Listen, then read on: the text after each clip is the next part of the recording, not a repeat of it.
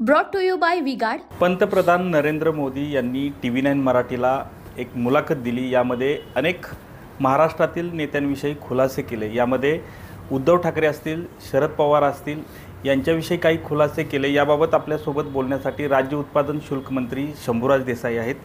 साहेब, खरं तर काल एक मुलाखत TV9 मराठीवर प्रसिद्ध झाली आणि यामध्ये अनेक खुलासे जे आहेत त्यामध्ये उद्धव ठाकरे यांच्याविषयी त्यांनी प्रामुख्याने पहिल्यांदा एक खुलासा केला। यामध्ये विशेष प्रेम जे आहे ते या ठाकरे घराण्यावर असल्याचं त्यांनी एकूणच सांगितलं आहे। यामध्ये एक वेगळी विंडो त्यांच्यासाठी केली असल्याचं एकूणच पाहायला मिळालं। एक वेगळं पण म्हणजे एक अजूनही स्थान भाइयों बहनों, उनके राज में पावर रहे अनस्टेबल और हम रखे सब स्मूथ और स्टेबल। हमारा नेता कैसा हो जो स्टेबल पावर दे वैसा हो। अब की बार वी-गार्ड AC स्टेबलाइजर का चमत्कार महायुतीमध्ये असू शकतं असं एक यातून बोलण्यातून येते। काय सांगाल याविषयी? सर्वप्रथम मी TV9 वाहिनीचं मनापासून अभिनंदन करतो की माननीय पंतप्रधान नरेंद्र मोदी साहेबांची एवढी विस्तृत मुलाखत काल आपल्या सर्व प्रादेशिक वाहिन्यांवर म्हणजे जवळपास 6-7 भाषांमध्ये ती प्रसारित झाली। म्हणजे TV9 वाहिनीचं मी मनापासून अभिनंदन करतो या चांगल्या उपक्रमाबद्दल। आणि माननीय पंतप्रधान मोदी साहेबांनी कालच्या त्यांच्या मुलाखतीमध्ये वंदनीय हिंदू हृदय सम्राट शिवसेना प्रमुख स्वर्गीय बाळासाहेब ठाकरे साहेब यांच्याबद्दल नितांत आदर आणि प्रेम व्यक्त केलेलं आहे। हे आजचं नाही, हे माननीय मोदी साहेब जेव्हा गुजरातचे मुख्यमंत्री होते तेव्हापासूनच त्यांचं आणि वंदनीय बाळासाहेब ठाकरे साहेबांचं एक जिव्हाळ्याचं नातं आहे आणि नेहमीच आदर हा माननीय मोदी साहेबांनी वंदनीय बाळासाहेब ठाकरे साहेबांचा केलेला आहे। कालच्या मुलाखतीमध्ये माननीय मोदी साहेब हेच म्हणाले की माननीय बाळासाहेब ठाकरेंच्याबद्दलचा माझ्या मनात असणारा आदर हा कायमस्वरूपी राहणार आहे आणि जेव्हा केव्हा परिवार म्हणून राजकारणाच्या पलीकडं पारिवारिक संबंधसुद्धा असतात, राजकारणाच्या पलीकडं व्यक्तिगत नातेसंबंधसुद्धा असतात आणि एखाद्या दिवंगत नेत्याला जेव्हा आपण मानतो त्यांच्या पश्चात जर त्या परिवाराला काही अडचण आली, जर त्या परिवारातल्या सदस्यांना काही सहकार्य लागलं तर राजकारण बाजूला ठेवून, राजकीय मतभेद किंवा राजकीय मतभिन्नता बाजूला ठेवून त्या परिवाराला म्हणजे बाळासाहेब ठाकरे साहेबांचे सुपुत्र म्हणून ठाकरे परिवाराला नेहमीच पहिली मदत करणारा मी असेन, हा माननीय मोदी साहेबांचा बोलण्यापाठीमागचा उद्देश होता। आता अनेक माध्यमांनी त्याला राजकीय रंग देण्याचा प्रयत्न केला आणि मग किंवा जे विश्वज्ञानी प्रवक्ते आहेत उबाटा गटाचे त्यांनी लगेच सुरू केलं की कुणी जरी विंडो ओपन केला तरी आम्ही तिथं जाणार नाही। याचा असा वेगळा अर्थ काढणं हे बिलकुल चुकीचं आहे।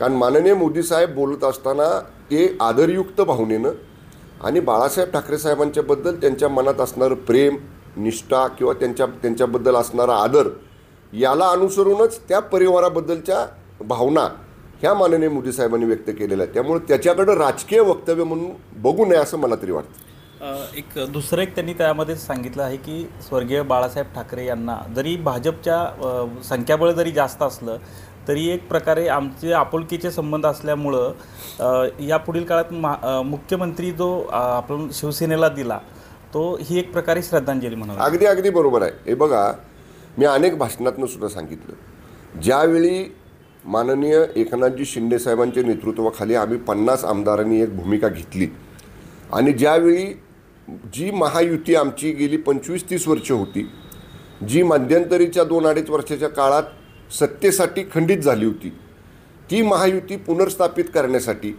जेव्हा माननीय शिंदे साहेबांच्या नेतृत्वाखाली आम्ही मूळची महायुती पुनरुज्जीवित केली त्यावेळी आम्हालाही वाटत होतं की आमचं संख्याबळ 50 आहे, भारतीय जनता पक्षाचं त्यांचं स्वतःच्या चिन्हावर निवडून आलेलं संख्याबळ 110चं आहे आणि त्यांच्या समवेत असणारे अपक्ष असा सगळा विचार केला तर ते आमच्यापेक्षा दुप्पट आहेत संख्येनं।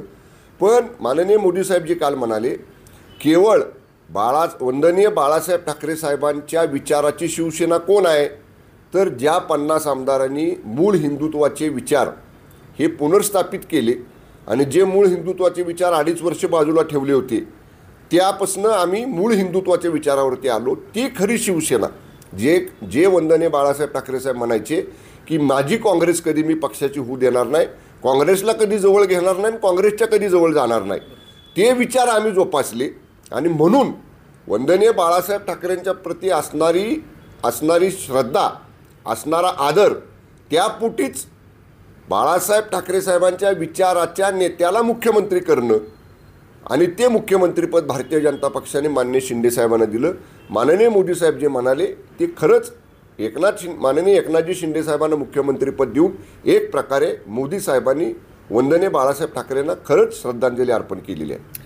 शरद पवारांच्या घराण्याविषयी चर्चा झाली. राष्ट्रवादी जी फुटली ती त्यांच्या वैयक्तिक घरगुती वातावरणामुळेच तुटली, नेतृत्वाच्या विषयावरून ही फूट झाली, हे देखील त्यांनी एक प्रकर्तेनं त्यामध्ये मांडलेलं आहे. नाही, बघा, मी पूर्णपणे माननीय मोदी साहेबांची मुलाखत पाहिलेली आहे. उनका बैकअप सिर्फ कल तक और हमारा चांद तक. हमारा नेता कैसा हो जो नॉन स्टॉप बैकअप दे वैसा हो. अब की बात वी गॉट इन्वर्टर बैटरी का चमत्कार. माननीय मोदी साहेब हेच म्हणाले की स्वतःचं पक्ष आणि स्वतःचं कुटुंबसुद्धा पवारसाहेब एकत्र ठेवू शकले नाही. आता त्याच्या पाठीमागची कारणं काय आहेत ते पवारसाहेबांचा पक्ष आणि पवारसाहेबांचं कुटुंबच सांगू शकेल.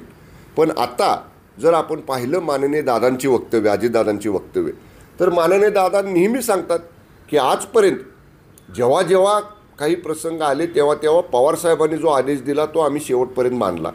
पण जेव्हा महायुतीमध्ये जायचं किंवा भारतीय जनता पक्षाच्या सरकारला पाठिंबा द्यायचा, हा जेव्हा एकदा निर्णय दिल्लीमध्ये पवारसाहेबांनी घेतला आणि मुंबईत आल्यानंतर बदलला.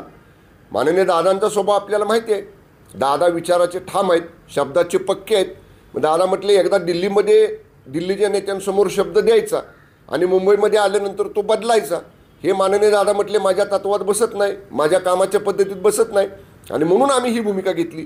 दादांची भूमिका ही स्वच्छ आहे, स्पष्ट आहे आणि त्यामुळं माननीय मोदी साहेब म्हटले तसं या परिस्थितीमध्ये सुद्धा पवारसाहेब ना त्यांचं कुटुंब एकत्र ठेवू शकले ना त्यांचा पक्ष एकत्र ठेवू शकला. हे माननीय मोदी साहेबांचं वक्तव्य एकदम बरोबर आहे. कॅमेरामन तुषार जाधवसह Santosh Nalode, TV9 Marathi, Satara. Brought to you by V-Guard.